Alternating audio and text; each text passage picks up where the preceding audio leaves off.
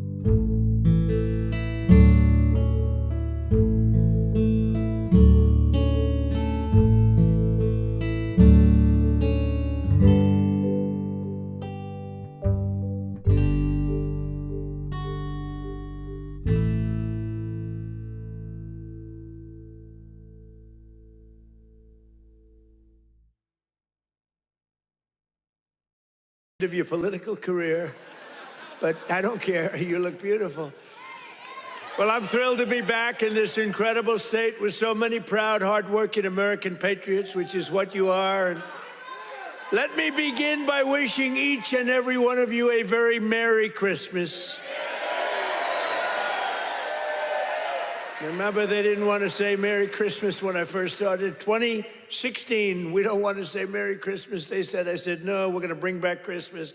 And they don't say that anymore. They don't want to say it, but they don't talk about it anymore because they got shellacked. We're here tonight to celebrate 11 incredible months. It's been the most successful first year of any president in the history of our country. It's true. It has been, isn't that a big statement? But it's a statement that you read all over the place. I mean, who could have done better? I don't think anybody could have done better than us, not me, than us. We're in this together.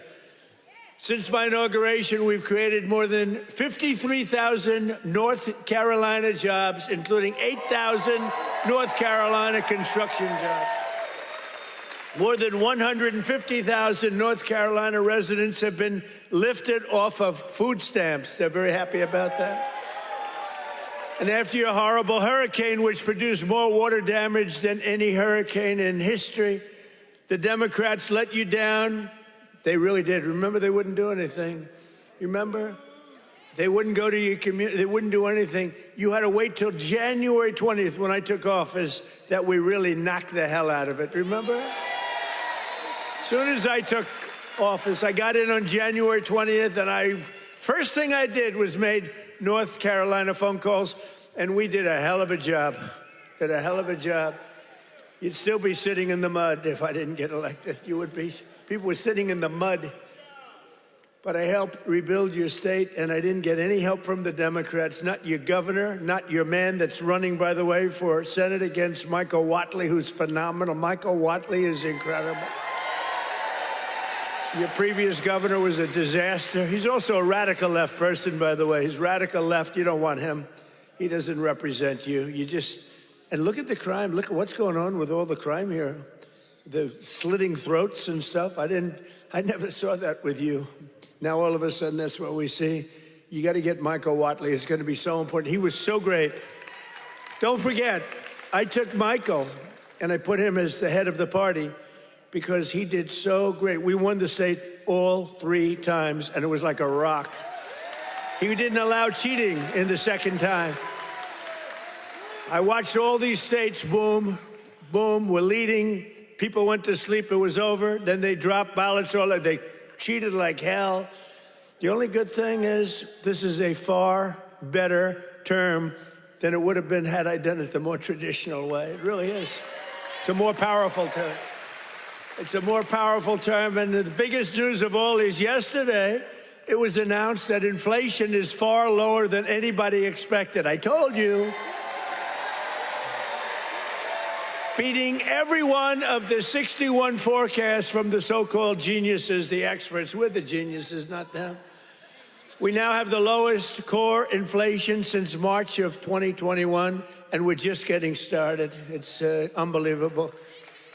And that's despite taking in billions and billions and billions, hundreds of billions of dollars in tariffs. Remember they said, oh, the tariffs will cause inflation. Just came out with the best inflation report we've had in years. And lots of cash, too. In fact, 1776, right? $1,776 goes to our military. You know, it was 1,775. And that was the number, you know, that was just a lump. I said, you know, if we had $1, we got 1776. Somebody said, that's genius. I said, well, I'm smart. I said, for $1, and I'll get these ladies who are loaded with money to pay for it from North Carolina. Their husbands can write a check in 2 seconds, take care of it. Now, think of it, for $1 more. They said, I can't believe we didn't think of that. Only hours ago, I left a meeting at the White House where we cut the cost of prescription drugs by 300, 400, 500, and even 600%. And I'm doing what no politician of either party has ever done before, standing up to the special interests and demanding lower prices for the American people. This is what we're doing. You know, it's called favored nations. And nations all over the world were screwing us. We would have prices that were 10 times higher than the prices they were charging in London and in Paris and all over the world. We had the highest prices for drugs because we had politicians that wouldn't. I did it at the beginning, at the first, but then we had a thing called, you know what happened, COVID? And it was sort of hard to go after France and Italy, say, listen, on top of all your COVID all over the place with everyone dying, we want you to pay a lot of money for drugs. You can't do it. But we did it, and nobody's ever even thought of doing it before. I've negotiated and really did it directly with 17 of the world's largest drug companies, as well as foreign nations that were taking advantage of your country for decades, many decades. For years, Americans have been paying the highest drug prices anywhere in the world by far, 10 times more sometimes, 15 times more, while other countries pay drastically less for the exact same drug made in the exact same plant, in the exact same country. But under my most favored nation, you know what that means? That's a legal term. Drug pricing executive order, I just signed a couple of months ago. and is now being implemented, we have declared that the United States will now pay the same price as the lowest price of any country anywhere in the world.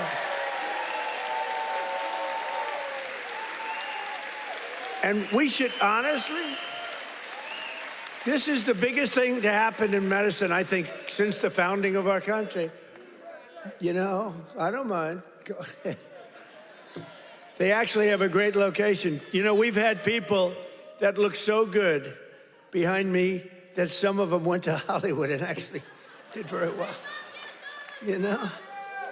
See, they may have a better location, but nobody's going to Hollywood. They can only see the back of your head. Look at all the television. Look at all those cameras. It's crazy. But we did something nobody's ever done before. Nobody's tried. Nobody thought they could do it. Don't forget, the drug companies turned out to really do the right thing. They really did. And they were there at the White House today. You saw them. Some of the biggest companies in the world were there. The rest of them are coming next week. But the big problem was foreign countries. They would have to take their drug and raise it from $10 to $20 to $30, maybe to $100, maybe 10 times more. But it really doesn't work that way because the world is a bigger place than the U.S. And so you're not going to have to raise it that much, but you have to raise it. And they always said for 50 years, they say, let the United States pay. And for 50 years, the United States got screwed because we're paying so much more. Drug that was selling for $10 in London sells for $130. That's 13 times more in New York. 13 times more, so $10 in London, $130 in New York. And now that drug will go up for the other country from $10 to only $20 or maybe $30. And it will come down from the United States of America to $20 from $130. Think of that. Think of that. That's the biggest price reduction. When you talk about cutting prices, cutting costs, and cutting prices, you talk about affordability. You know, the Democrats, they're the ones that got us into the mess. They're the ones that caused the high prices. And then they come out and they look at those fake news people back there. They go, this election's about affordability. They go, let's talk about it. No, I'd rather not talk about it because they can't. They're the ones that caused the highest inflation in the history of our country, which led to the highest prices in the history of our country. I inherited the mess. I got the prices down, and they're going down still further. Look at gasoline. A lot of areas now in our country, $1.99 a gallon. Right? It cost these ladies from these beautiful friends of mine from North Carolina, it cost them like 1/3 to get here than it would have cost under Sleepy Joe Biden. Right? If you drive, this time you can drive. It's the first time you didn't have to take an airplane. But we had 9 blockbuster agreements. We had 9 of them with the big drug companies just today. The rest are coming over the next couple of weeks. But the first dramatic drug discounts will be available to all Americans starting on January at a thing called TrumpRx.gov. TrumpRx.gov. But this is the biggest thing ever to happen on drug prices, pharmaceutical prices. And it will also tremendously it's going to reduce the cost of health care because health care is probably 50% about drugs, right? Your drugs are coming down at levels that nobody ever thought was possible. This achievement alone should win us the midterms. You know, if we did nothing else, I said today, you know, you're talking about like this massive reduction in drug prices that affects everybody. Older people, younger people, middle-aged people, sick people, well people. It's not just like patients, it's everybody. It can never happen. Nobody would ever have done this. It was very hard to do. I had countries laughing at me.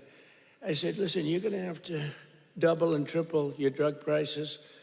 They said France, as an example, UK, European Union. They said, you must be kidding. They've had low prices for years. The drug companies would go, could you pay more? No, charge the United. They wanted the drug companies, in all fairness, to charge the United States of America.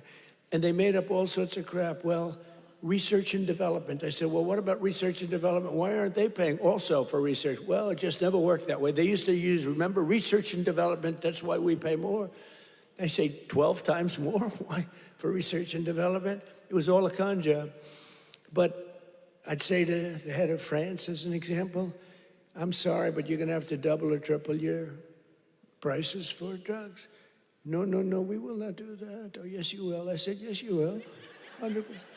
No, we will not do that. Of course we will not. I can't do that. I said, yes, you will. No, I won't. Yes, you will. And he said, why do you have such certainty? I said, because if you don't do it, I'm going to charge you a 25% tariff on everything you sell into America.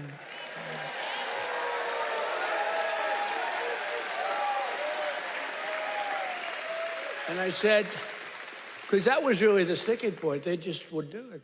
They told the drug companies for years, we're not doing it. We're keeping that pill at $10. We're not going to raise it. And the drug companies said, well, you know, it's unfair. I mean, they're paying 10 times more, sometimes 15 times more. That's okay, let them pay more. We're not paying more than the prices were stuck for years. And no president did anything about it. Sleepy Joe Biden didn't know he was alive. The last thing he cared about. The last thing he cared about was this. He didn't care about anything. Just wanted to make it through. But they cheated. Look, he was surrounded by radical left. Hey, did you see on Mar-a-Lago, did you see how corrupt that was now? It's all come out. Wow, it's all come out. Some life. It's all come out. They were totally corrupt, radical left lunatics. Not stupid people, by the way. He was, but the people that really ran the country and that really ran the auto pen, they were not stupid. But think about what we've done. Under the Trump administration, America will not be ripped off any longer. So can you imagine these countries? And when I told you the example before, from $10 to $20, you know, that doesn't sound like much, but it's a doubling of the price. You know, that's a doubling of the price. And if it went to 30 or 35 or 40, you know, that's still a doubling, tripling, or quadrupling of the price. But I said, a 25% tariff, it's much more money than what you're talking about. So they would say to me, all countries, you know, obviously they said no at the beginning, and they would have told a normal president no, and that would have been the end of the conversation. So they said no to me, and I said, no, you'll do it, 100%. And they said, what's wrong with this? 100%. I said, 100% that you're going to do it. The one asked me, why are you so certain? Why would you say that I would quadruple the price of drugs in France or someplace? I said, because if you don't, we're going to charge you a 25% tariff. That tariff is worth 5 times more money than you're talking about. And there was dead silence on the phone. And then when the gentleman, Emmanuel, is a wonderful guy, when he spoke, he said, you have a deal. Have a deal.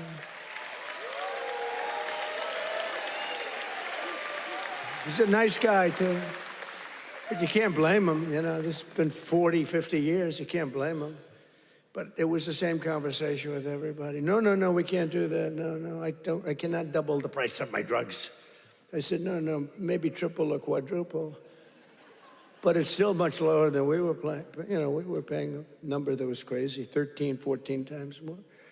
As president, I'm also taking in the gigantic health insurance companies that have gotten rich on billions of dollars of government subsidies. And I want the money to go directly to the people. I want the money to be paid directly to the people so that they can buy their own health insurance, which will give far better benefits at much lower cost. By the way, what I told you about buying the drugs at this massive dollar discount, it's like from where it is, that's going to have a huge impact on the cost of health care. The current Unaffordable Care Act, commonly known as Barack Hussein Obamacare, was created to make insurance companies rich. It was bad health care at much too high a cost. And you see now that the steep increase in premiums, it's being demanded by the Democrats. It was never any good, Obamacare. It was done for the benefit of insurance companies, which totally control the Democrats. That's why you could have a strike on January 30th. You could have another shutdown because the Democrats are totally in the hands of, they're totally controlled by the insurance companies, big wealthy companies. Again, I want the money to go directly to the people so you can buy your own health care, and you'll get much better health care at a much lower price.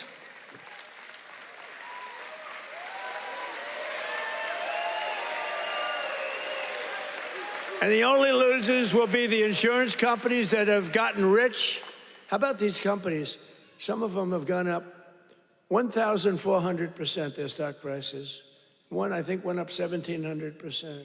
How many people have ever bought a stock that went up 1,700%? And think of it. They've taken in billions and billions of dollars. And the Democrat Party is also just, it's... Look, I don't know what they're going to do, because I don't know how anybody beats us when we say that we want the money to go to the people so you can buy your own health care. How could it ever be better than that? I wanted to do that at the beginning in 2016, but the politicians told me, sir, I was a little bit inexperienced. I've never done this before. Now I'm quite experienced. I've seen things that nobody would have thought possible. But I said, why do we have this crazy Obamacare, or as we call it, the unaffordable, isn't that a great name, the Affordable Care Act? I call it the Unaffordable Care Act. I should get credit. That's a good one. What's better, that or fake news? That or Pocahontas? That? I can't use the names that I used on the Republicans to gain access to the election, but we had some good names, didn't we? But I think the Unaffordable Care Act is pretty good. The UCA, right? They keep talking about the ACA. Think of that. Instead of the ACA, we call it the UCA. The UCA, they say, what is that? The Unaffordable Care Act? It is unaffordable. But it was always no good. But now it's really gone. And with time, it gets worse. Now it's going to be hit big. Remember, I didn't do this. This is Obamacare. This is Obamacare. This isn't Trump. But you don't need it, because let the money not go to the insurance companies. The problem is the Democrats will shut down the government because they are totally beholden. I don't love that word, but they're beholden, they're beholden to the insurance companies. So I don't know what they can do about it, but they'll probably close down the government. It's so simple. The money should go to the people. The people should then take all of this money and buy the best health care there is. And there'll be a lot of money left over. Right?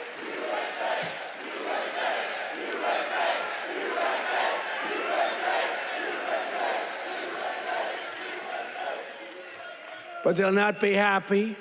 But that's okay with me, because you, the hardworking citizens, and finally you're going to have great health care at the right price, so you're going to have it. Although today I did suggest one thing, because when I was watching these big drug companies get up and talk about things, they were giving free medicine, and I mean, they couldn't have been nicer, they couldn't have been better, and they were, giving us a hard time a while ago, but it worked out good. I said, you know what I'm going to do? I'm going to call these insurance companies fat cats. They are fat cats. I'm going to call the insurance companies, and I'm going to set up a meeting with them, all of them, and maybe I'll have the same luck that we had with the health companies, with the pharmaceuticals and the drug companies that we had. So rather than just saying we're not going to deal, maybe they'll give us a deal, like cut the price by 50%, and maybe then it starts to make sense. So I'm going to meet with them. Who knows? Who knows? And I'll either meet in Florida. I'm going to Florida. I'll either meet in Florida, because I work all the time. So I'll either meet in Florida, or I'll meet in Washington the first week right after we all come back to going to our wonderful jobs. And I'll sit down with, it's like 12, 13 people. It's basically these big monster companies. 13, 14 if I want to be generous. Get 14 people in a room and let's see what happens. Maybe they'll surprise us, but maybe we'll ask them for a 50% cut And maybe they'll give it. You know, you never know. You saw what happened with the drug companies. They're giving free drugs to, I mean, they've been unbelievable. But they do love our country. And I probably think the insurance company guys love our country. They just felt they were dealing with stupid people, so you can't really blame them. Over the past 11 months, we have brought more positive change to Washington than any administration in the history of our country. That's true. And there's never been anything like it. When I took office last January, I inherited a mess, and very simply, I am fixing it. Joe Biden gave us the worst inflation in the history of our country. A lot of people say, you know, the fake news says, it's not the worst in history. It's the worst in 48 years. Oh, okay, sorry.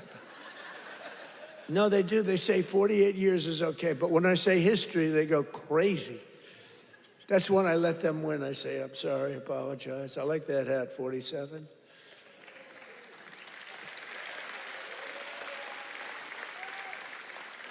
It's nice, actually.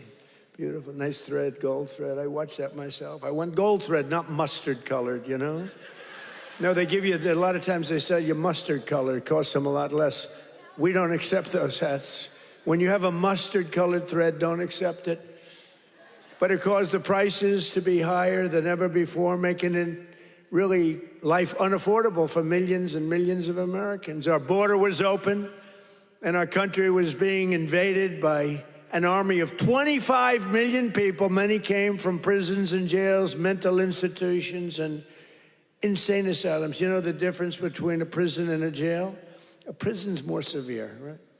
You know the difference between a mental institution and an insane asylum? An insane asylum is more severe. They came from both. They were drug dealers, gang members, and over 13,000 murderers, more than 50% of whom killed more than one person. Think of that. They killed more than one. A lot of them said, oh, I didn't mean, but, you know, when you kill more than one, get them the hell out of our country. How about that incident with that horrible monster that killed the young, beautiful girl from Ukraine, an animal? And to think we'll have been trials for years, and you'll get some nice liberal lawyer, and they'll say, oh, well, he had a bad day. Yeah, he had a bad day. He slit her throat. We had men playing in women's sports, transgender for everybody, crime at record levels, the worst trade deals ever made. And our country was laughed at from all over the world, but they're not laughing anymore. 1 year ago, our country was dead. Now we are the hottest country anywhere in the world because we finally have a president who puts America first.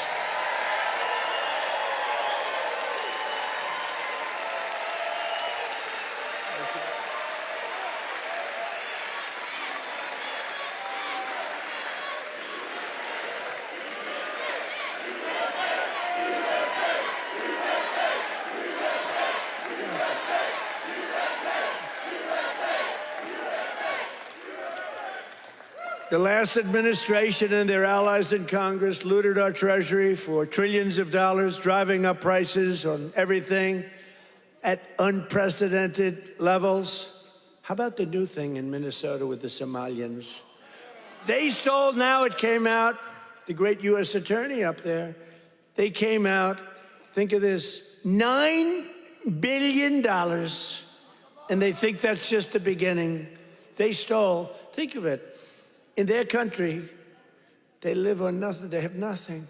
They come here and they steal $9 billion. Are we stupid? I mean, how do we allow that to happen?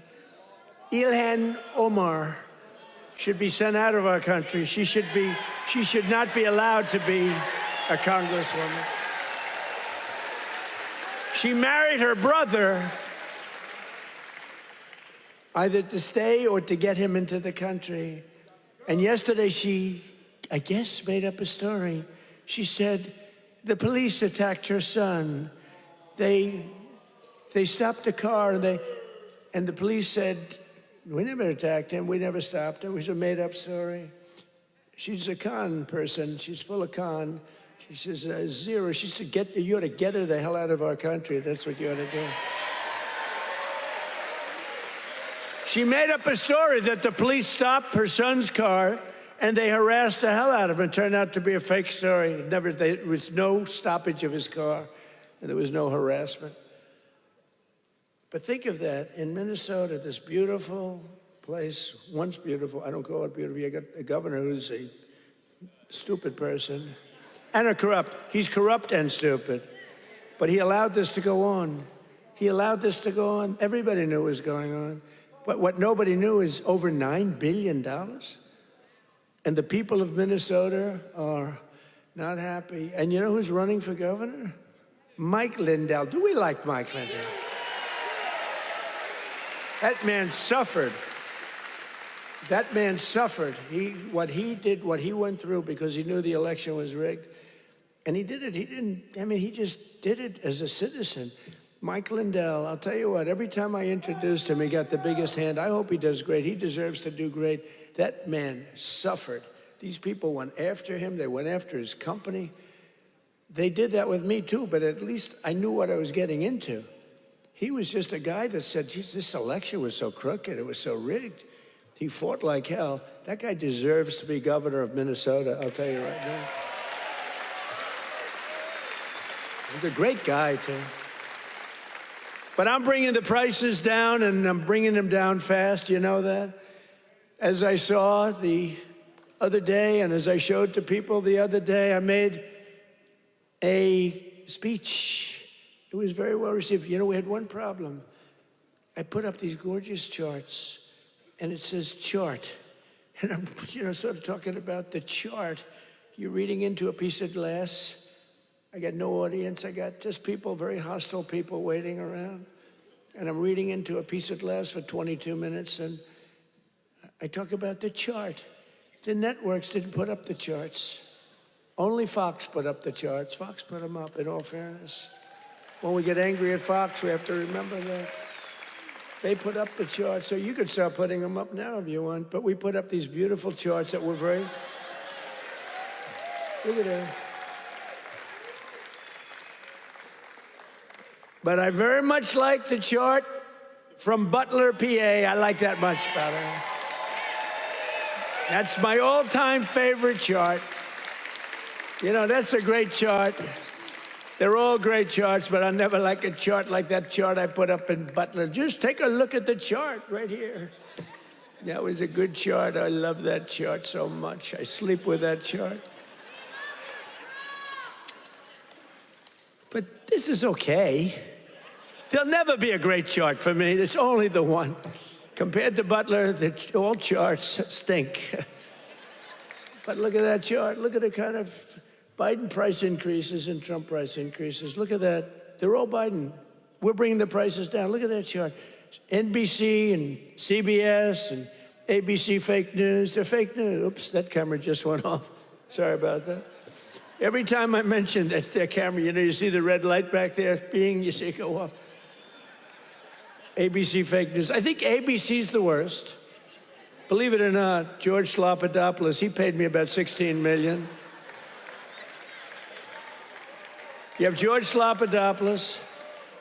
I heard Chris Christie lost his job. They fired Chris Christie. And they have a great young woman taking his place who happens to be Hispanic and happens to be phenomenal. She's going to do a great job. But they fired Chris Christie.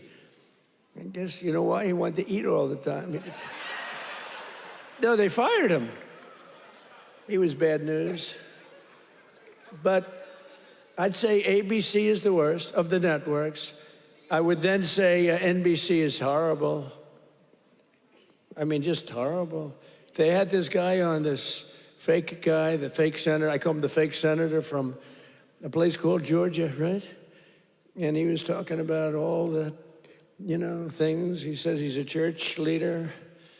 It's funny, if you go in as a church leader, they talk about church and state, right? He's allowed to talk about, he said, I'm going back to my church and I'm going to pray this morning. I'm going to talk about all these issues. If a Republican said that, they start screaming church and state.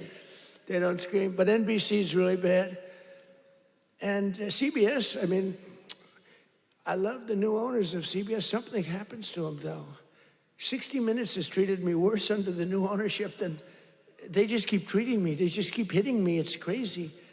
And then you have Marjorie Trader Brown, I call her, because green turns to brown under stress. So I call her Trader Brown, which I don't like doing because 2 words is too much, 2 out of 3. We're changing to Marjorie Taylor Greene. I'm going Marjorie Trader Brown, so I have to trade. And a lot of people don't understand 2 words is too much to change. I actually like Marjorie Taylor Brown better, but everyone says Marjorie Trader Greene is good, but they're all good. But what the hell happened to her?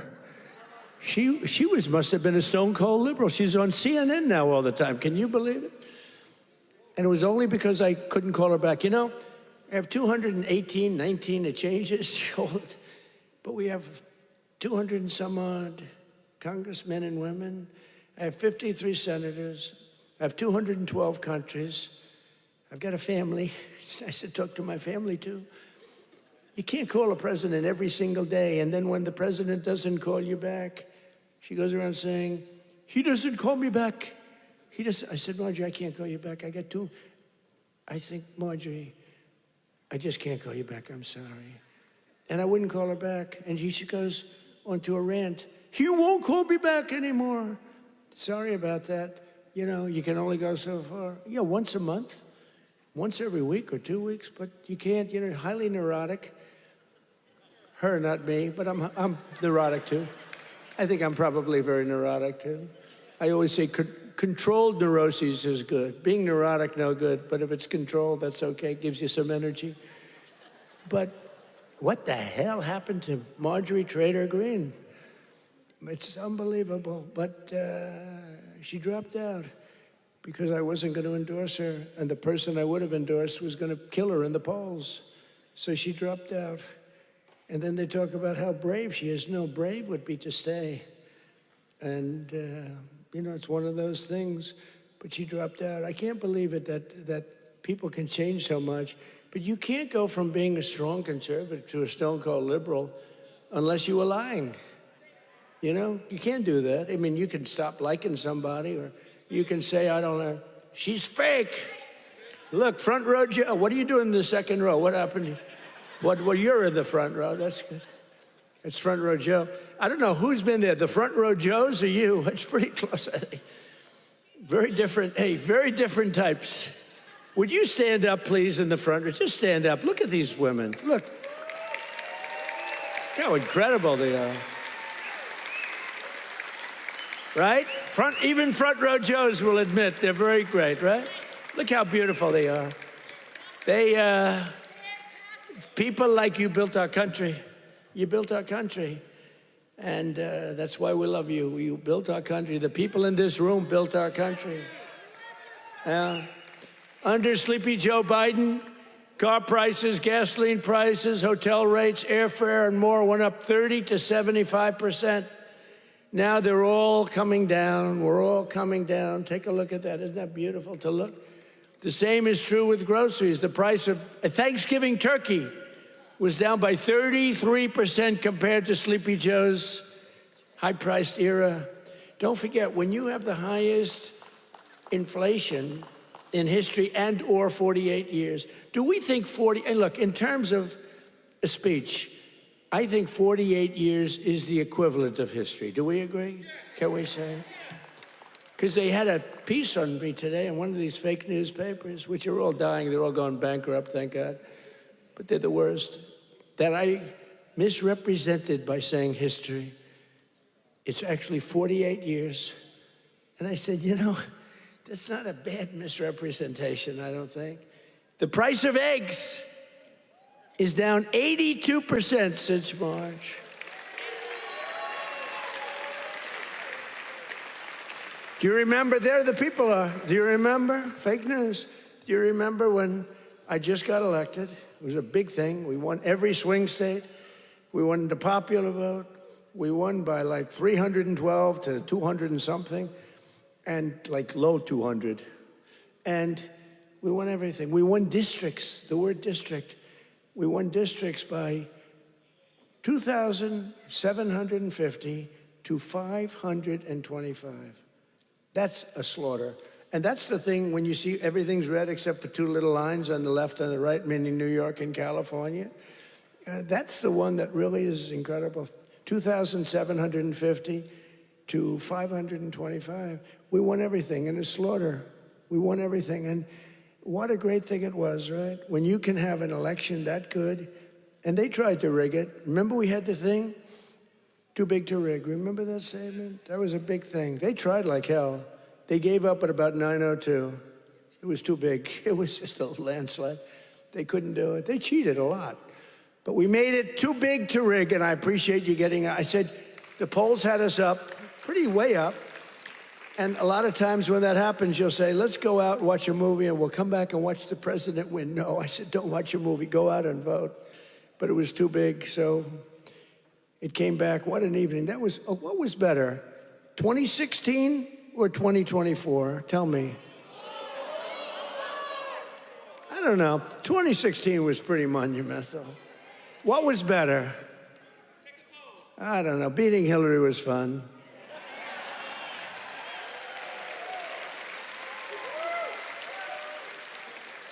Well, Hillary has a much higher IQ than Kamala. I would say, I think Hillary has probably 50 or 60 points higher. Now, Hillary was smart. She was nasty. Whew, I wouldn't want to go home to her. She was nasty. Remember, she was a nasty person. I was going to use a B word. I said, my wife would not be happy. My wife always says, please, please don't use foul language. You know who else does? Franklin Graham. He says, President. He says, I love your speaking ability, President. You're a great speaker, although nobody says it. You know, I get these big crowds, but did you ever see the press do a story that I'm a great speaker? They say, oh, he looked tired. Oh, he's this, oh, he's that. Yeah, I mean, it's crazy. I get crowds, the biggest crowds in history of anything, not only of anything. They never say, he gave a great speech tonight in front of 45,000 people. Look at the crowds that we get, are the biggest crowds ever. Before the election, we're getting 80, we had 117,000 people show up in New Jersey. It was a great speech. You know what they said? He looked tired. He looked tired.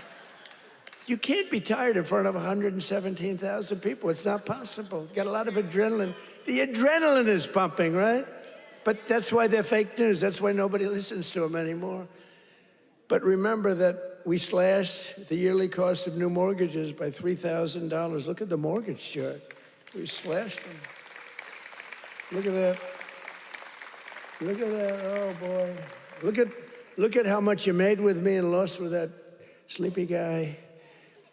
But everything now is falling, and the only things that are going up are your salaries, the stock market, and your 401ks. They're going up. Do you remember when I first won in 2024, and I was at my first conference? I'm 2 days in. You know, we're recovering from all the hoopla. 2 days in. In fact, I took a day off. They said, something's wrong with the president. I said, I just got here. There's nothing wrong with me. Something's wrong. You took a day off. What's wrong with the president, right? Every time. Do you remember when I had 28 news conferences in a row over 28 days? Sometimes I gave 2 or 3 in one day. And then I took my beautiful Kai, my beautiful granddaughter's a very good golfer. I took her to play golf one morning, and I was in the office very quickly. Something's wrong with the president. Do you remember the rumor was that I had passed away? Do you remember that? I won 28 days in a row. I took the kid to play golf. And we play very fast. She's good at, I'm a very good golfer. And we play very fast. We play in 2 hours. We're dinning. I mean, I said, baby, I got to get out of here. I'm sorry, honey. Enjoy your day. Go hit balls or something. I got to get out of here. I got to go to work. And I got a call. A friend of mine, oh, you're okay? And I said, yeah, what's wrong? I said, I'll be back in the Oval Office in 30 minutes. Oh, I said, what's wrong with this guy? Then I got another call. Oh, you're okay. They said that I had passed away. Do you remember that? First day in 28 days, these people are sick. That's why I've taken more physicals, because I think you have an obligation to, report. And I hate when they put out false reports. So they put out a report that Donald Trump. So I took a lot of physicals. And I did something no other president's ever done. I took cognitive tests. Because I know that, and by the way, not easy. You get to those last questions, those last 10, 15 questions, nobody on that stand could answer probably any of them. And I got them, I aced them. And no other president's taken a cognitive. Could you imagine Sleepy Joe taking a cognitive test? I don't think he'd get the first question is like, what is this? And they show a lion, a giraffe, a fish, and a hippopotamus, right? And they say, which is the giraffe? So that's the only question. But what happens is it then gets harder. I don't think Joe would have gotten the first question right. He would say hippo. I want the hippo. But anyway, I've taken now 3 cognitive tests. I've aced every single one of them. And these are, this is that big stuff. This is Walter Reed. I've got a whole team of doctors all over the place. If you get them wrong, I said, what do you think? Should I do it? They said, well, here's the good news. The good news, if you do well, that's great. Actually, if you do well, they won't report it. If you do badly, it's going to be the biggest story in history. They said, it's possible that if you do badly, the word will leak out and you'll look very bad. I said, this was on my first test. After that, I knew that I can do very well. Smart person. So what happens? What happens is, first test, I said, how hard is it? He said, well, after the 10th or 12th question, it gets, very hard. And I said, well, what do you think? They said, look, if you're going to do well, but if you're not going to do well, it's probable that the word will get out. I said, well, let's do it anyway. And I did it, and it was actually good. For a year, they called me a very intelligent person, but then they forget. Then I did it again. I aced it again. They report it. And these are doctors that I don't even know, and they report it. And then I did it a third time a few months ago, and they reported. But it's very small reporting. But can you imagine if I did badly, right? Could you imagine that, front row Joe? Would I be in trouble? They'd say, there's something wrong. But I like to do it. But I had perfect health. And they reported his health is perfect. And they interpret that. And the fake news interprets when the doctor says he's got perfect health, they go, what does he mean by perfect? There's something wrong with the president. These people are sick. Now, there will be a time when perhaps it won't be 100% true with all of us, right? And when that time comes, I will let you know about it. In fact, you'll probably find out about it just by watching. But that time is not now, because I feel the same that I felt for 50 years. I really do.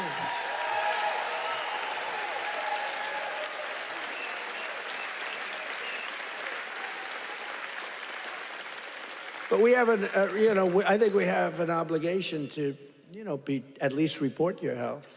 But I will tell you, to me, because of what happened for 4 years, I really think having a cognitive test for presidents to take a cognitive test is very important. I think it's very important.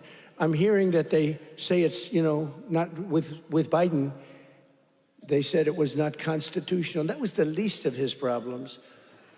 But I think it's very important that a president or people running for president and vice president take a cognitive test. I mean, I think it's a very important thing. I don't know. They say you shouldn't do that, it's unjust, it's not constitutional. They say all these things, but I really believe that. Under Trump, wages are rising much faster than inflation for the first time in many years. Think of that. Wages are rising faster than inflation. That's what it's all about, right? And we're delivering lower prices and bigger paychecks. And the wage chart that you see up there is incredible. That NBC didn't put up and the networks didn't put up.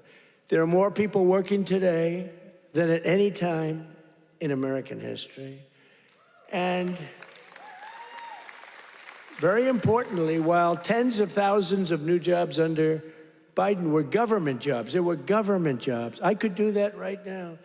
You saw today we had 4.5% inflation. That's because I'm letting go of tremendous numbers of government workers. We're replacing them.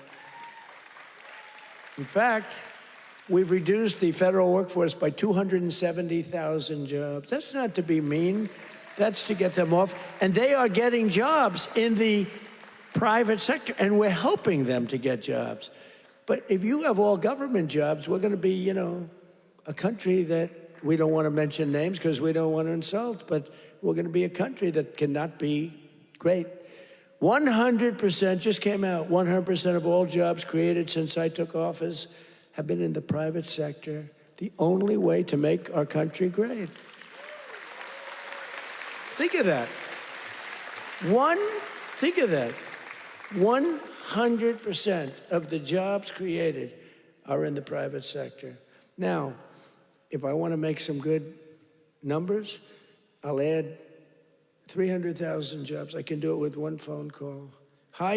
Each agency hire 25,000 people today. They hire them immediately. They pour in, and the 4.5% would be down to 2.5% in a matter of moments. I could get it down to zero. Hire a couple of million workers. Please. Oh, the country's booming. We're down at zero. But that's the destruction of a country. That's what Biden used to do. They used to hire 10 people for one job. They'd have 10 people, would look at a job and would say one person can do the job, but let's give it a break. Let's do two instead of, and they'd have 9 people for one job.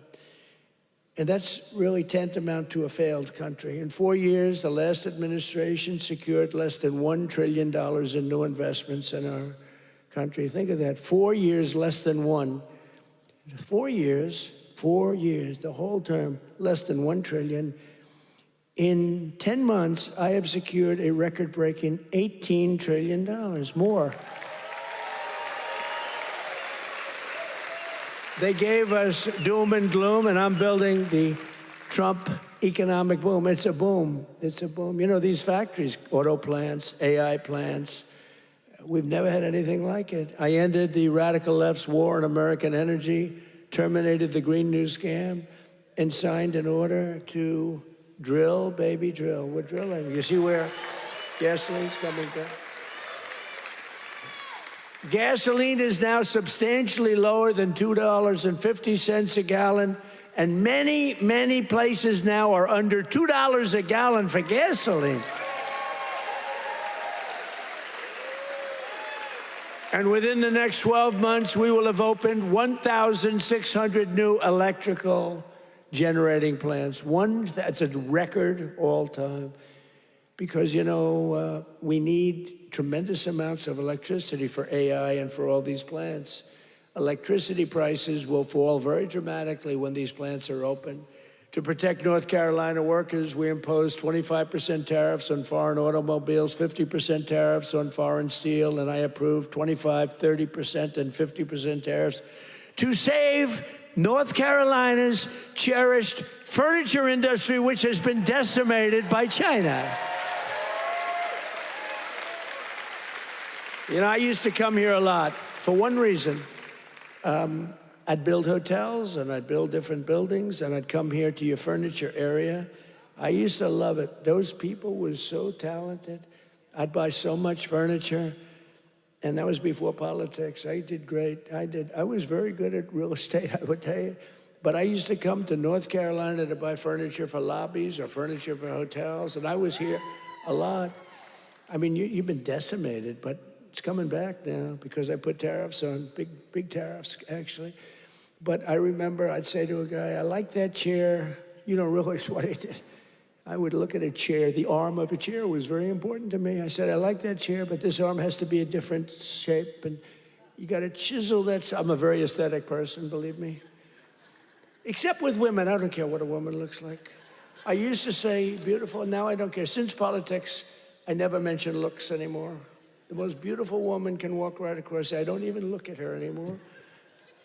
Because in politics, that's the sign of death. We don't look. But I do look at the arm of a chair. And I'd say to your artists, they were artists. They were artisans, you know? I'd say, no, can you give a different curve? Can you do a little more carving at the end? They would, right in front of me, bing, bing, bing, bing, bing, bing. They were like geniuses.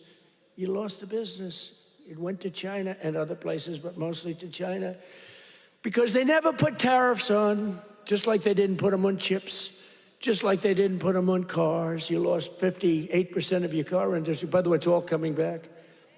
Some of it's coming back here. It's all coming back. Because to bring a car into our country is costing 25 to 50% tariffs now, and they can't do it. They can't compete. Tariff is, and I won't say it because it gets me in trouble, my favorite word. My fifth favorite word. Do you remember when I said the word tariff is my favorite word in the dictionary? Remember that? And then the fake news got me. What about religion? What about God? What about your family? What about your wife? What about your children? I said, they got me in this one. So now tariff is my fifth favorite word. And now I'm okay. It's my fifth, 5. Now I'm okay. But starting in the new year, the people of North Carolina will also see the dramatic results of the largest tax cuts in American history, including no tax on tips, no tax on overtime, and no tax on Social Security for our great seniors. No tax for our seniors. Tell me what? Let's do a poll. Because you know these pollsters charge you $1 million to ask a question, then they just write down an answer. They don't do polls. It's a total con job, some of these polls. One thing I don't like about Fox is their pollster. Total fake. Their pollster's the worst. They've been saying they're going to get rid of him for 10 years. The fake pollster, then you have the election, you win by numbers that are like through the roof. But Fox has been treating me good. They have great people there. Sean Hannity is great.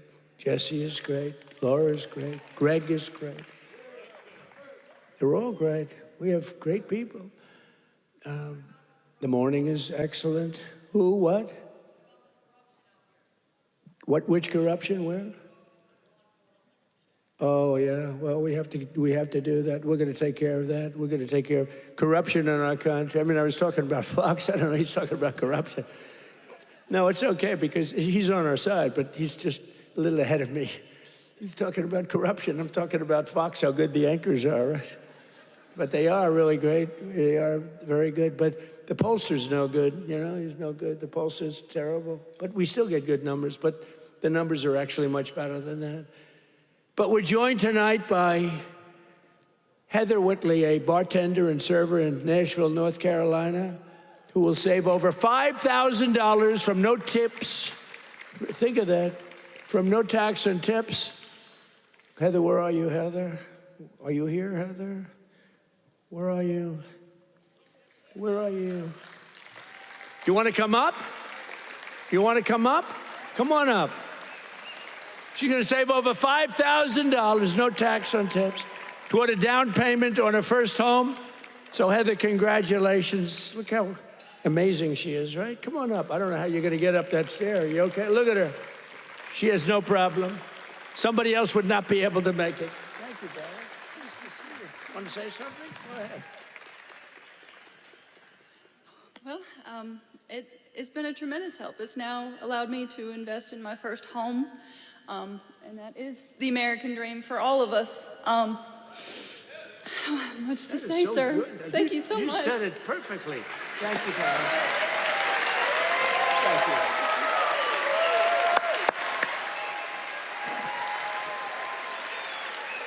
Heather, you don't realize you said that so perfectly, because that's what it is. You're going to get a home, and you're going to be happy as can be, and you are a great person. Thank you very much. You couldn't have been better. Thank you, darling.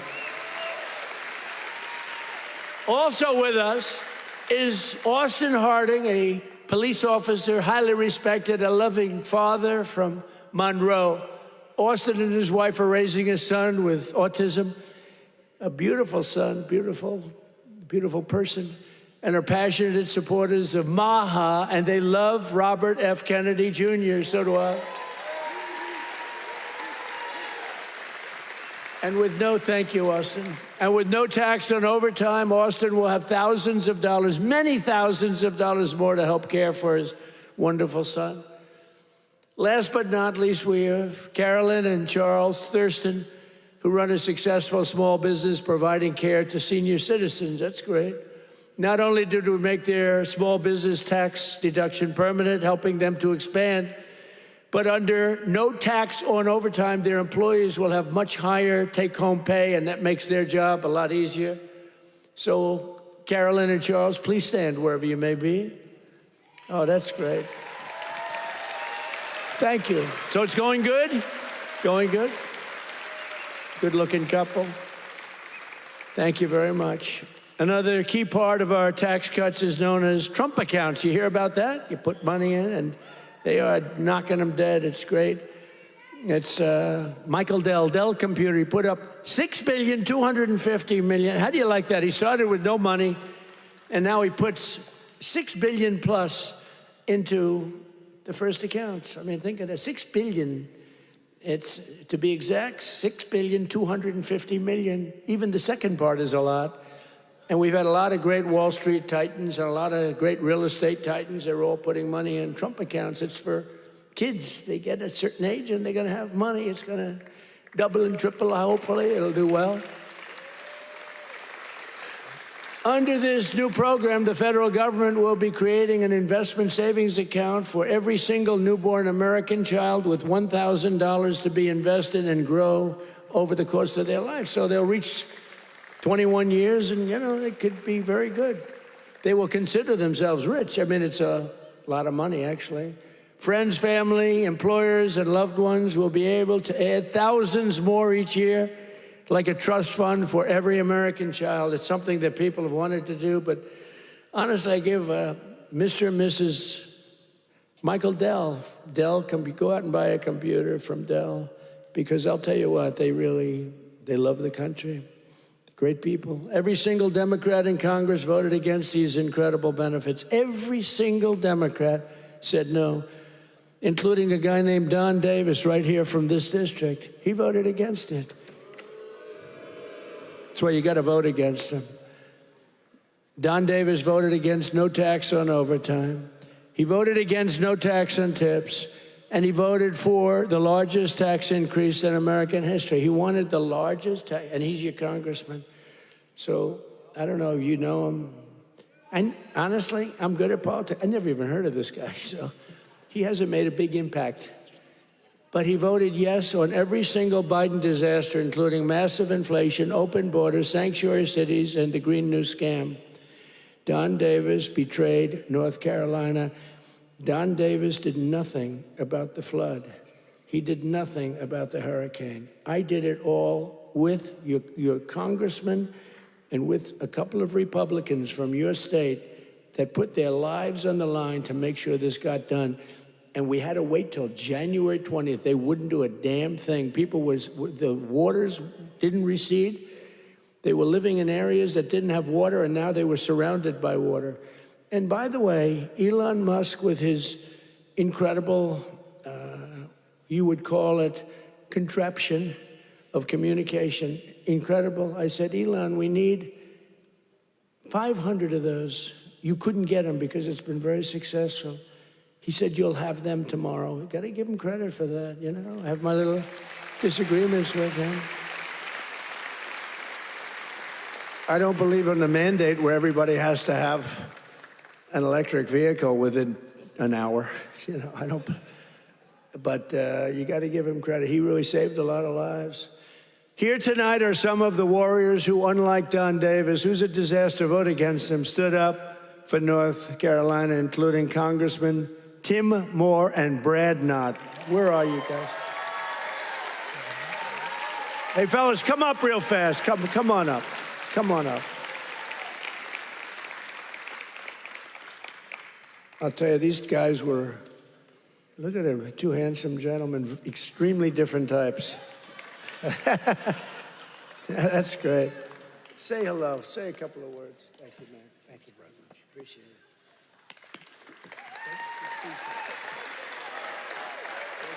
Well, everybody, I was with the president when he had his first trip once he took the oath.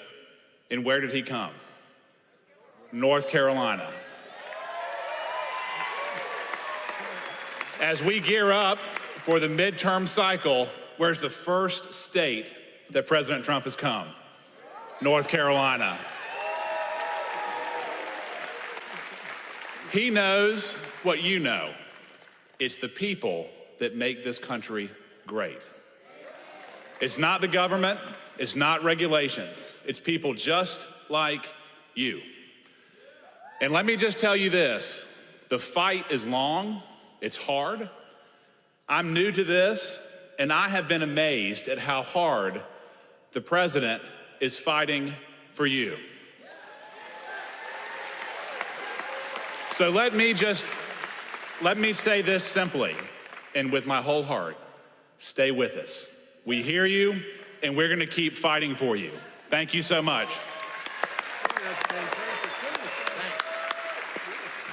I guess I'll have to lower the mic, Mr. President. Let me just say, echo what Brad said. I cannot think of a better president in the history of the United States. Someone who loves this country, who does so much. Mr. President, I don't know how you do it all. You make the Energizer Bunny look slow. It's absolutely incredible. The leadership that this man shows, not only in our country, but on the world stage. We are finally respected around the world again, and that is not an accident. Mr. President, North Carolina loves you. The United States loves you. Thank you for what you're doing. Great job. Thank you. Great job. Thank you. You're going to win great.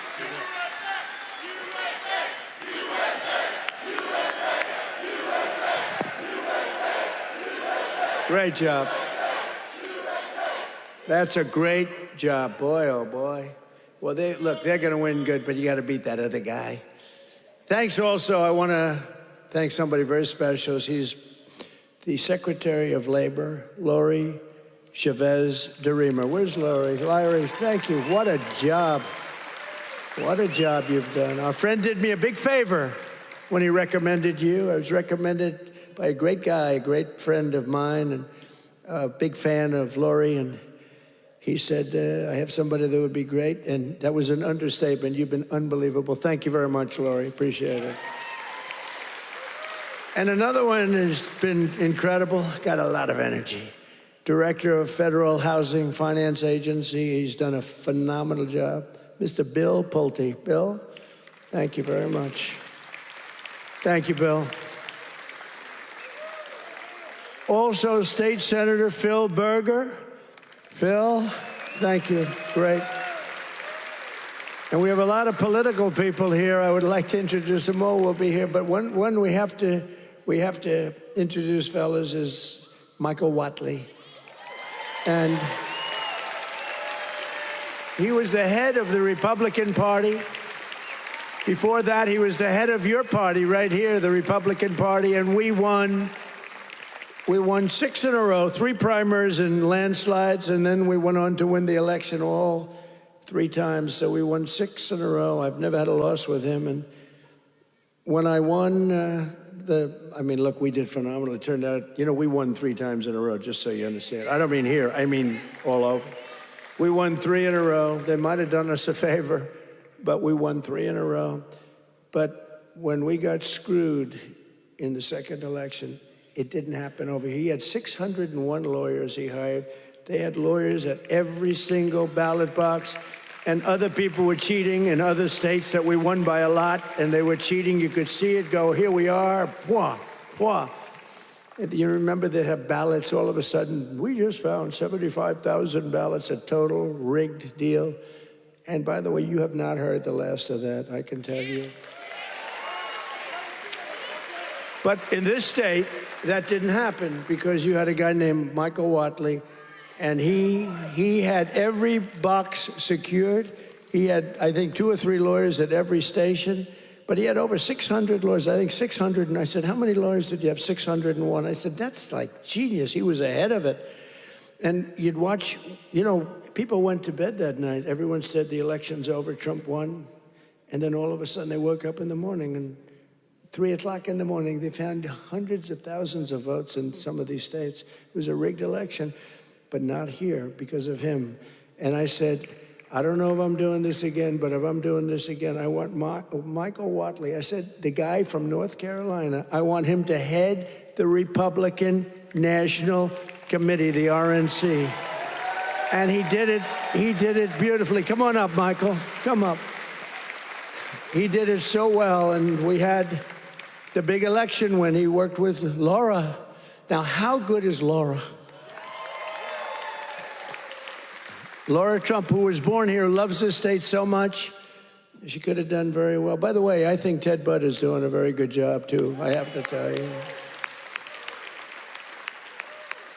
And I will say this, Tom Tillis fought with me for the Lumbee tribe, the Lumbee. I love the Lumbee. And he's really been very good. You know, we had a little dispute, but these are, you know, it's fine. He's been really good. Tom has been very, very good, and I appreciate it very much. And he's been very strong on the Lumbee tribe, and I think they're going to get out and they're going to vote. The Lumbees, you have some here. You have some of the leaders here. If you could, you want to stand up if you're there? It's really great. Thank you very much. We appreciate it. Let them know we appreciate it. We got to get every one of those 60,000 votes or whatever. We got to get them for this guy. But the Lumbees have been great. I've been with them from the beginning. We got them across the finish line. But I want to ask Michael to say a few words. He's just been an unbelievable warrior. And I said, if I do this again, I'm going to get that guy in North Carolina who wouldn't let that phony, you know, they tried here too. They couldn't get away with it. They tried. He stopped it. He's a tough, strong guy. He's also a wonderful human being, he's just a great person. And I want to tell you, him and Laura Trump there's never been a better team. In fact, I said, before he did this, I said, if you had your choice for anybody to be your co-chair, who would you pick? He said, I'd take Laura Trump again, right? Yes, sir. You did say that. But I'd like to have Michael say he's in a fight against a radical left governor who did a shitty job for you. And I really want you, either way, but either governor, because you have another governor that's a Democrat. You know, virtually, I think every state run by a Democrat is a failure. Think of it. And now your state with all these killings, I never heard of killings, but all of a sudden, and they came in through Biden with his open border craziness, and these are vicious people. But I want this man to say just a few words because it's so important that he wins. You don't want to have a radical left senator that basically wants to have open borders, transgender for everybody, men playing in women's sports. Michael, are you in favor of men in women's sports? I am not. Are you in favor of transgender for everybody? I am not. Are you in favor of open borders? No. Thank you. Thank you. Thank you, sir. You know, in 2015, Donald Trump came down that golden escalator, said he was going to make America great again. And he was going to do it by rebuilding our economy, restoring our borders, and making America respected around the world again. And I said, I'm with that guy. And we won in 2016, and we won in 2020, and thank the Lord that we won in 2024, and Donald Trump right now is serving as the most transformational president in our lifetime. And President Trump, my pledge to you is this. When I win this seat, when I am the next senator from North Carolina, I am going to be a fighter every day for this great state.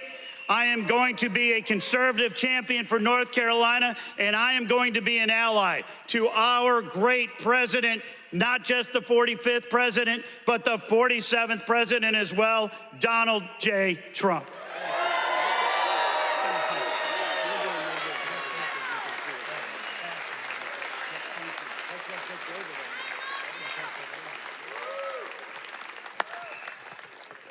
What a great guy he is. So get out and work for him. I hope you can get your group of about 70 women to go out and do it. We can get all the front rows, and We got to win. He's a good man.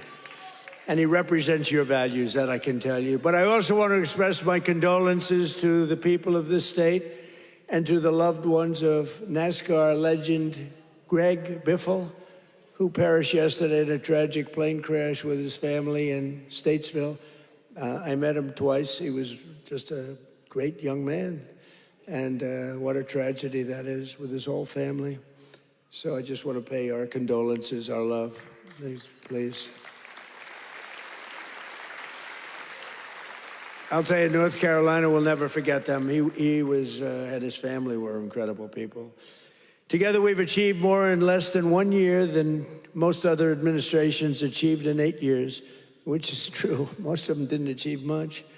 Within a matter of weeks, we ended the invasion of our southern border. For the past 7 months, 0 illegal aliens have been allowed into our country. Think of that, 0. And that's made up by Democrats. A feat which everyone said was impossible. Biden and the radical left Democrats in Congress turned North Carolina into a dumping ground for tens of thousands of third world migrants, driving up your rent and your housing costs. According to a government report, over 60% of growth in the rental market came from foreign migrants, paid for by the federal government, by the way. Paid for by the federal government, you, the taxpayer. Mass migration fueled mass inflation, but now we are fixing it, and we have record-setting deportations, and we're really focused on the bad people. We're really focused on the bad people. We have farmers who are great people. They know what they're doing. But we're focused on the bad ones. We're getting the murderers, the drug dealers. We're getting the ones from prisons. We're getting them the hell out of here. We're focused very strongly on that. For the first time in 50 years, we're seeing reverse migration as migrants go back home. We're saying, go back home, please. And we want the bad ones to go back home, because those are the ones that caused the problem. And think of Washington, D.C. So, I mean, outside of the terrorism attack from 3 weeks ago. And by the way, that young, beautiful man is doing well. You know, we thought we lost both of them. And we lost one who's looking down on us right now. But it looks like he just stood up. Can you believe it? He stood up today for the first time. Two great people. Sarah's looking down on us, and from heaven, she was incredible, doing so well. But he's doing, they were both about the same. We thought we lost both of them. Hit in the same area, if you can believe it. He was hit hard. But and his mother, Monica, I spoke to her the night of, sir, he'll be okay.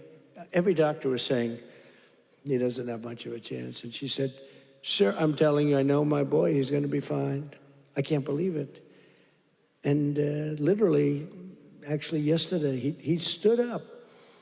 And he's talking a little bit. I mean, the whole thing is incredible. The mother, I've never seen anybody. I never saw anything like it. She was so positive. She said, I'm praying, and everybody's praying. The whole country's praying, and there's no way he's going to have any problem. He's going to be just fine. It's not even that he was going to make it. It was like, he's going to be fine. Incredible person. In the year before my election, all net job creation was going to foreign migrants. All of it, 100%. Since I took office, 100% of all net job creation has gone to American-born citizens. The migrant invasion also brought massive crime. What's happening with the killings in North Carolina is indescribable. I mean, for the first time, you're in national news all the time with the killings. That's because you're run by Democrats. 2 weeks ago, an illegal alien from Honduras who entered under Biden walked onto a train in Charlotte with a large knife and brutally stabbed a passenger multiple times in the chest. The same savage criminal alien had previously been arrested 2 months earlier, but he was released by authorities to pillage and kill, which he did. Also recently in this state, you saw this one. Nobody could watch it. Another monstrous criminal with 14 prior arrests plunged a knife into the throat of an innocent, young, beautiful girl, Ukraine. She was from Ukraine, who was sitting on a train. You could see she was scared to be there. You could see that, right? Everybody knows what I'm talking about. She walked onto the train. She was afraid to be there. What happened to North Carolina? You didn't have that condition. And then she was attacked from behind violently by this savage. No one can ever forget that look of shock and terror on the young woman's face. It happened so fast as her murderer walked down the train car, dripping with blood all over. Passengers are looking at him. They're saying, what is that? There's blood pouring out from every part of him, from the knife. For years, radical left politicians have been releasing bloodthirsty, violent offenders and criminal aliens back onto your streets under our leadership. We're finally getting illegal aliens and vicious felons off the streets and throwing them out of our country, or in some cases, putting them in the toughest jails in the world because, frankly, we don't want to let them into their country because we don't want to take a chance that these animals will come back. We're restoring law and order in America.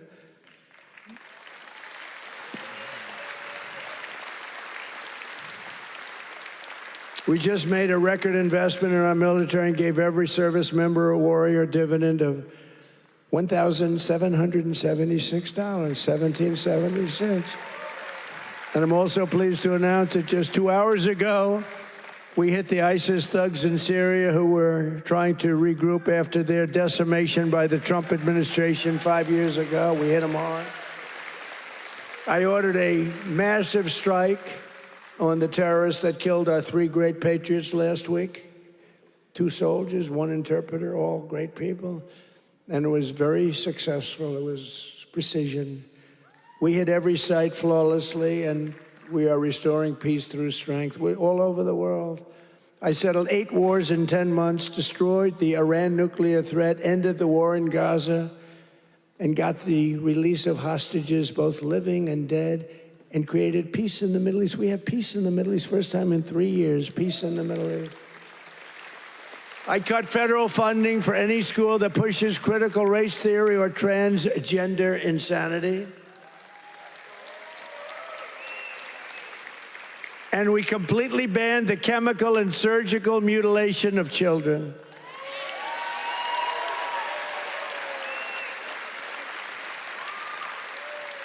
Can you believe I'm standing here, 2025, talking about I banned the surgical mutilation of children? Could you imagine 15 years ago saying that? People would say, this guy's crazy. What the hell is he talking? The surgical mutilation of children. I banned it.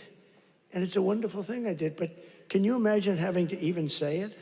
Or can you imagine having to say that we are keeping men out of women's sports? Frankly, that's less important if you want to know the truth, but it's very important. The surgical mutilation I had to ban, and I did, I banned it. But we're also keeping men out of women's sports. Have you seen some of these records? Have you seen the long distance race? One of these races go all day. They had champion women, they had some very good men, but not the champions. And one man won the race by 5 hours and 14 minutes and 12 seconds. 5 hours, 14 minutes. Think of that. Won the race by 5 hours. What do? Your parents go back home, go to sleep for a few hours, and come back and meet your daughter, and she's supposed to be thrilled? What kind of crap is that? Or the weightlifting records, where people that never lifted a weight before are going into the women who are fighting national championships, almost Olympic championships, and they're lifting 112 pounds more, and they've never done it before? Or the boxers that are getting decimated? You saw the Olympics where they had 2 people that they converted from men to women. They did a conversion. And the one young woman from Italy, a championship boxer, she got hit by a left jab. A left jab, for those that don't do it's just like a defensive punch. She got hit. She walked to her corner. She said, I've never been hit like that. I quit. Then they said, no, go out. You can do it. And then he gave her another left jab. That was it. And she said, nope, I can't do it. It's so demeaning to women. And they don't stop. I saw the other day on one of the shows, I think Meet the Fake Press. I'm pretty sure it was that stupid show. And they had a congressman that you all know, a Democrat, saying, no, we have to allow men to play in women's sports. Where do these people come from? Or how about open borders? They're fighting for open borders. If I didn't get elected, our country would be ruined. We would have not had a country. I'm telling you, I'm not bragging about myself. I'm saying we would not have had a country. And now we have the greatest country in the world. I'm telling you, hottest, we're the hottest. We're restoring the name of a great president, William McKinley, to Mount McKinley in beautiful Alaska. That they took the name off and they named it something else. And I renamed the Gulf of Mexico to the Gulf of America. Right? That was a good one. Well, you know, I checked for my whole life. I don't know. I guess I didn't do it in my first term because I was the hunted. I had bigger problems. I had these animals trying to attack me at Mar-a-Lago. They went into my wife's closet. And I'll say this, number one, it's very bad, but it sounds a little strange. They looked at her drawers. You have drawer, and then you have drawer. They looked at both. And she's a very meticulous person, you know, like these people, it's just like she'd fit into your group very well. She'd be very happy with her, but everything is perfect. Her undergarments, I want to use a nice, sometimes referred to as panties, are folded, perfect, wrapped. They're like so perfect. I say, that's beautiful. You know, it's the part of the world she came from. Everything was perfect, no problem. Fold, fold, fold. I think that she steams them, make sure they're just sitting. We came home. I wasn't there when the raid took place. The raid of a popular president, a former president.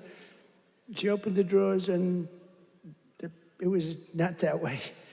They were a mess. It was all over the place. And she said, oh, what happened? That's so terrible. But it's terrible. They went into my young boy's room. These thugs are disgusting, and we cannot let them get away with this stuff. We have all the evidence now. We have all the evidence, and we have to do something about it. We have to do something about it. It's illegal, and it's disgusting. You know, I brought a lawsuit, and I'm winning the lawsuit. There's only one problem. I'm the one that has to settle it. In other words, I am suing, and I'm the one that's supposed to settle it. So maybe I'll give myself $1 billion and give it all to charity. Does that make sense? You know, I'll give it to charity. Do you have any nice charities? I have to settle the lawsuit. There's never been a case like this. Trump sued. I sued a long time ago, and it's doing fine. It's a suit. And now, you know, we found all this stuff.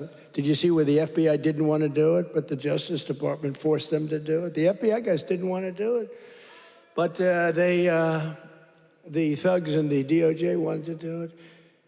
So I sued them, and and they do say that, you know, it's never been a case like this. Donald Trump sues the United States of America. Donald Trump becomes president, and now Donald Trump has to settle the suit. I hereby give myself $1 billion. Actually, maybe I shouldn't give it to charity. Maybe I should keep the money. No, a lot of people say, do it. No, I don't want to do it. But whatever happens, it's all going to good charities. Is that okay? It's all going to good charities. But isn't that a strange position to be in? I've got to make a deal. I negotiate with myself. From the skyscrapers of Charlotte to the rolling hills of Asheville, from the sand dunes of Kitty Hawk to the streets of Chapel Hill, and from the factories of Hickory to the small towns and family farms across your beautiful countryside in North Carolina, we are bringing prosperity, opportunity, and pride surging back to your incredible home. Together, we're pairing all these people together. You're coming together. You know, it's coming together like nobody's ever seen, but we're fixing 4 years of disaster and decline. The whole world was laughing at us for 4 years. They were laughing, taking advantage of us, friend and foe. And the friend was worse than the foe in many cases. On trade, they were worse. And we're beginning the greatest years in the history of our country. It's called the Golden Age of America. That's what's happening. We were a dead country. Now we're talking about the Golden Age of America. Think of it in 10 months. Think of that. So in conclusion, tonight, after just 11 months, our border is secure. Our spirit is restored. Inflation is stopped. Wages are up. Prices are down. Our nation is